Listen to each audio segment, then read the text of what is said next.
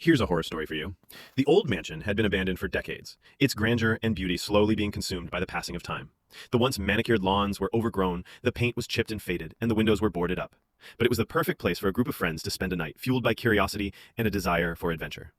As they entered the mansion, they were met with an eerie silence. The air was thick with dust and cobwebs hung from the chandeliers. They explored room after room, each one filled with relics of a bygone era. But it was the attic that held the darkest secrets. Upstairs, they found a series of old photographs. The images depicted a family, smiling and happy, but as they flipped through the photos, the smiles began to fade, and the eyes grew darker. It was as if the family was being consumed by some malevolent force. Suddenly, the lights flickered, and the group heard footsteps coming from downstairs. They tried to leave, but the doors were stuck, trapping them inside.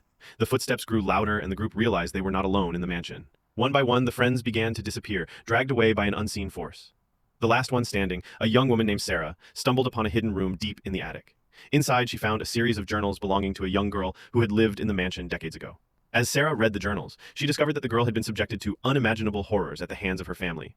The girl's sanity had begun to unravel, and she had made a pact with a dark entity to escape her torment. But the entity had other plans. Sarah realized that she was reading the journals in real time, and the events described were unfolding around her.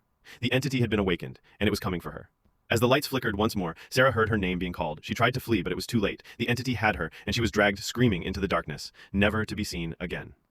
The next morning, the police found Sarah's phone, the screen shattered, with the last photo she took still visible. It was a picture of the mansion's facade, but in the window a figure stood, watching. The figure's face was twisted into a grotesque grin, and its eyes seemed to follow the viewer.